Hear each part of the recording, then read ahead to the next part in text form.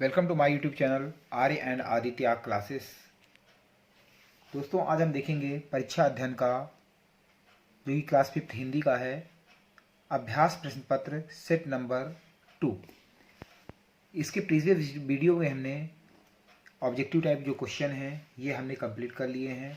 उसके बाद जितने फिल इन द ब्लैंक्स हैं ये भी हमने कंप्लीट किया हुआ है और लघु उत्तरीय प्रश्न हमने कंप्लीट कर लिया है एवं जो है अति लघु उत्तरीय और लघु उत्तरीय। चलिए, आज के वीडियो के अंदर हम जो है दीर्घ उत्तरीय प्रश्न जो 23 से लेकर 26 तक है इसको हम इस वीडियो के अंदर कंप्लीट करेंगे। पहला क्वेश्चन है कि आप समाज सेवा करने के लिए क्या क्या कार्य करना चाहेंगे। समाज सेवा का मतलब यहाँ पे समाज का हित करने के लिए आप क्या क्या करना चाहेंगे, अपने शब्दों को जो है संक्षेप में बताना है।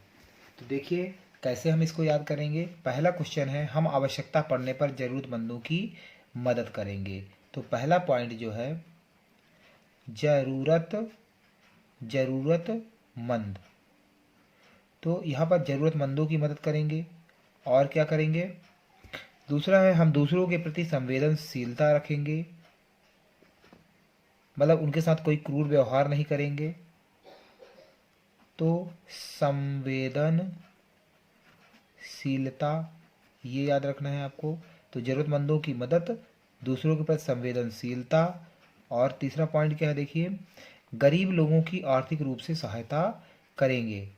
तो आर्थिक सहायता, अब आर्थिक सहायता किसकी करेंगे?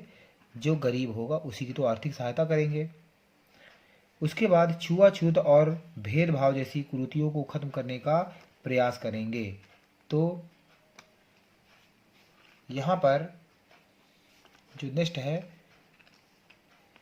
चौथे नंबर पर है छुआछूत और भेदभाव।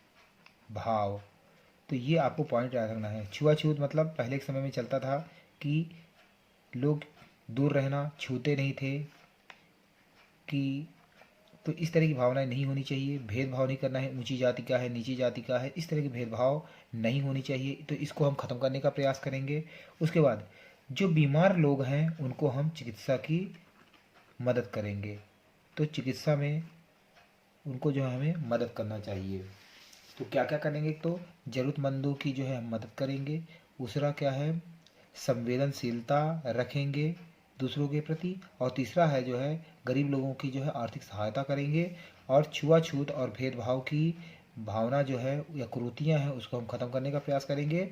और बीमार जो लोग हैं उनको हम चिकित्सा प्रोवाइड करेंगे। तो इस तरह से वर्ड्स जो है आपको लिख लेना है और इनको जो है आपने प्रैक्टिस कर लेना है। तो यहाँ पर देख लीजिए, जरूरतमंदों की मदद, संवेदनशीलता, आर्थिक सहायता, छुआछूत और भेदभाव और चिकित्सा। तो इसके बाद आप जो है इसमें अपने शब्दों में भी लिख सकते हैं, लेकिन ये जो है वर्ड आपको याद रखना है। क्वेश्चन है कि पन्ना ने उदय सिंह की रक्षा किस प्रकार की। तो यहाँ पर देखिए दो पात्र हैं, पन्ना और जो है उदय सिंह। तो अपने पुत्र चंदन को जो है, तो पन्ना कैसे उदय सिंह की रक्षा करता है? तो अपने पुत्र चंदन को उदय सिंह के कपड़े पहनाकर पन्ना ने, अब पन्ना क्या करता है? पन्ना ने जो है उसका जो पन्ना का जो पुत्र रहता है उसको अब पुत्र का नाम क्या रहता है देखिए, चंदन पन्ना के पुत्र का नाम है। अब इस चंदन को जो है उदय सिंह के कपड़े पहना दिए जाते हैं। उदय सिंह के कपड़े पहनाकर और किसके, उदय सिंह के जो है बिस्तर पर सुला दिया गया। इसके बाद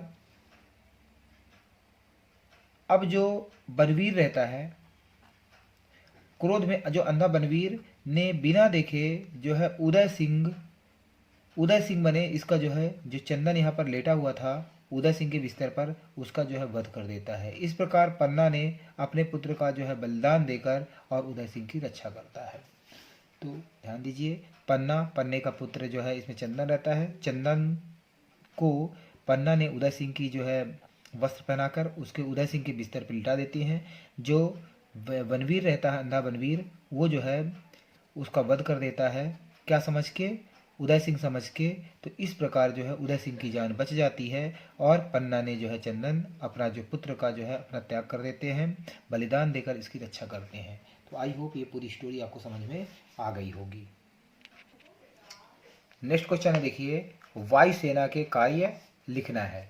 वायुसेना एयरफोर्स, उसके क्या क्या काम हैं, इस चीज़ के बारे में हमें लिखना है। तो देखिए क्या क्या कार्य करती है हमारी वायुसेना। तो वायुसेना जो है युद्ध के समय हवाई हमलों से देश की रक्षा करती है। तो पहला हमें ध्यान रखना है हवाई हमला।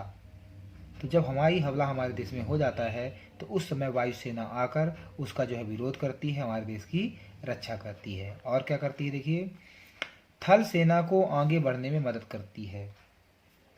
अब जब हमारी थल सेना जब लड़ाई छिड़ती है तो थल सेना हमारी आगे बढ़ रही होती है, तो दूसरे देश की सेना बम्बारमेंट करती है, उसमें बम गिराती है, तो वायुसेना ऊपर से उनको जो है नष्ट करती है और हमारी थल सेना आगे बढ़ जाती है। तो थल सेना को आगे बढ़ने में मदद करती है।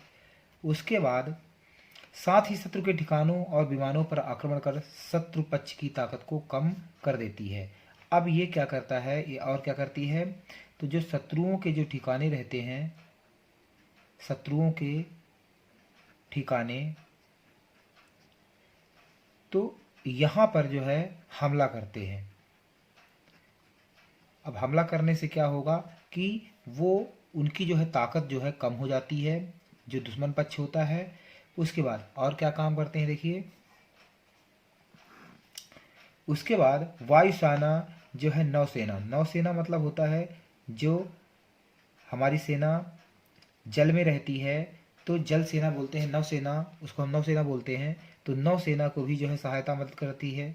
उसके बाद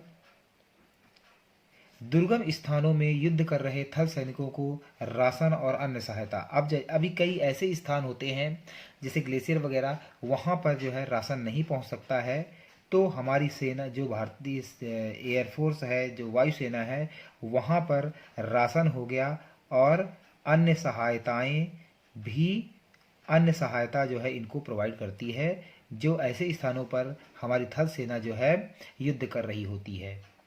उसके बाद नेक्स्ट पॉइंट बना सकते हैं, घायलों को अस्पताल तक ले जाने तथा संकट में घिरे नागरिकों को सुरक्षित स्थानों में पहुंचाने में भी वायुसेना, तो अस्पताल में बहुत बड़ा रोल होता है। अस्पताल, अब अस्पताल किसको ले जाएंगे, नॉर्मल आदमी तो जाएगा नहीं, जहां कोई सुविधा ना पहुंच पाए उन घायलों को जो है अस्पताल ले जाने में मदद करती है और नागरिकों को जो है सुरक्षित स्थान में, जैसे कहीं फ्लड आ गया, बाढ़ आ गई, तो उनको भी जो सुरक्षित स्थान में ले जाने में मदद करती है, सुरक्षित स्थान। तो आप इसको नोट कर सकते हैं कि वायुसेना हवाई हमले में कैसे मदद करती है, थल सेना कैसे मदद करती है, शत्रु के ठिकानों को कैसे करती है, हमला करने से कैसे उनकी ताकत कमज़ोर हो जाती है, नौसेना की कैसे मदद करती है, उसके बाद राशन से रिलेटेड क्या बात मैंने बताई है, अस्पताल से रिलेटेड क्या बात बताई है, और उसके बाद सुरक्षित स्थान में नागरिकों को कैसे ले जाया जाता है। तो ये सब चीज़ों में जो है वायुसेना मदद करती है। तो आई होप ये इंपॉर्टेंट क्वेश्चन था, आपको समझ में आ गया होगा। स्क्रीनशॉट ले सकते हैं इसका और इसको जो है आप जो है याद कर सकते हैं। चलिए नेक्स्ट क्वेश्चन है जो वेरी वेरी इंपॉर्टेंट है, मित्र को जन्मदिन पर बुलाने के लिए एक पत्र लिखना है। इसको देखिए कैसे लिखा जाता है, लाइन बाई लाइन हम इसको जो है यहीं पे याद करेंगे।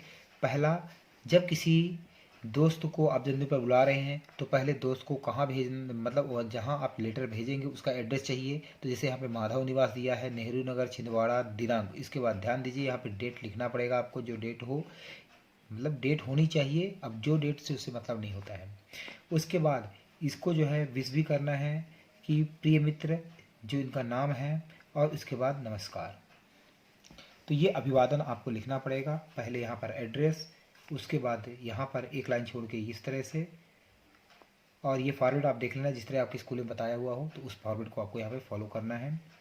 इसके बाद मैं यहाँ कुशल पूर्वक हूँ, तो एक तो हमें जो कठिन वर्ड्स हमें यहाँ ध्यान रखना है वो हमें बता रहा हूँ मैं।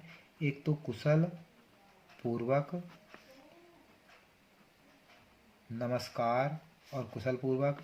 उसके बाद मैं यहाँ कुशल पूर्वक हूँ तथा आशा करता हूँ कि तुम भी सपरिवार सा आनंद और स्वस्थ होगे, मतलब आनंदित और स्वस्थ होंगे मतलब बीमार नहीं होंगे। तो सा नंद मतलब सा आनंद अच्छा वर्ड है, आप लिखेंगे। उसके बाद ये स्वास्थ्य, तो मैं यहाँ कुशलपूर्वक हूँ, पहले अपने आप को बता देता है। फिर ये आशा करना है कि आपका परिवार भी अच्छा होगा। मित्र, जैसा कि तुम्हें संभवतः ज्ञात होगा कि 30 मार्च को मेरा जन्म दिवस है, तो इसके बारे में इसको बताना है दोस्तों को कि भाई इस दिन मेरा जन्मदिन है। तो संभवतः ये चीज़ आपको देख लेना है, संभवतः। अतः इस अवसर पर मैं तुम्हें सप्रेम एवं सादर आमंत्रित कर रहा हूँ।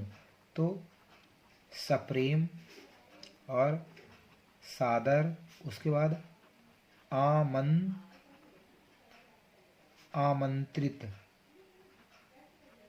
आमंत्रित कर रहा हूँ। उसके बाद नेक्स्ट देखिए, इसके बाद इसकी लाइन में ही ये लिखना है, मुझे आशा ही नहीं अपितु पूर्ण विश्वास है कि तुम इस अवसर पर पधार कर मेरी खुशी में सम्मिलित होंगे। तो यहाँ पर सम्मिलित वर्ड है, तो ये चीज़ आप यहाँ पे लिख लेंगे। उसके बाद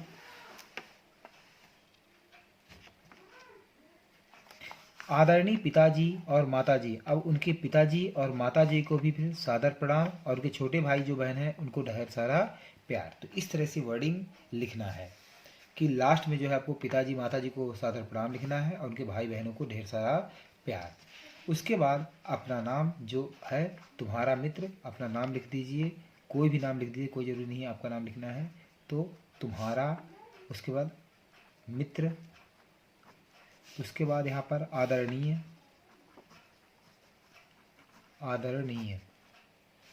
और मेरे ख्याल से इसमें जो है सभी कठिन वर्ड जो थे इसके अंदर मैंने पूरे मेंशन कर दिया है। अब आपको मैं ये टफ वर्ड निकाल के यहाँ पर बता दिया हूँ, सभी का मतलब मैंने बता दिया। आपको इसको स्क्रीनशॉट ले लेना है और इसको जो है रिवाइज कर लेना है। ये हर बार ये आता है ये क्वेश्चन। इस क्वेश्चन को आपने जो है यहाँ पर देख लीजिए और इसको आपको रिवाइज कर लेना है। तो यहाँ तक जो है हमारा ये चैप्टर जो है पूरा एक्सरसाइज हमारी कंप्लीट हो जाती है। इसके अंदर जो है मैंने पूरे जो है सभी वीडियोस के अंदर जो है दीर्घ उत्तरीय प्रश्न तक कंप्लीट कर दिया है, और बाकी मैथ का ईवीएस इंग्लिश प्लेलिस्ट के अंदर आपको मिल जाएगा, वहाँ पर आप जाकर चेक कर सकते हैं। बोर्ड पेपर से लेकर और सब कुछ मैंने जो है इसमें कंप्लीट कर दिए हैं पूरे पेपर। आई होप आपको समझ में आ गया होगा। यदि आपको ये अच्छा लगा, आपके लिए हेल्पफुल हुआ, तो आपको इसको लाइक और सब्सक्राइब करना है, अपने दोस्तों को भी शेयर करना है। Thank you very much. जय हिंद, जय भारत।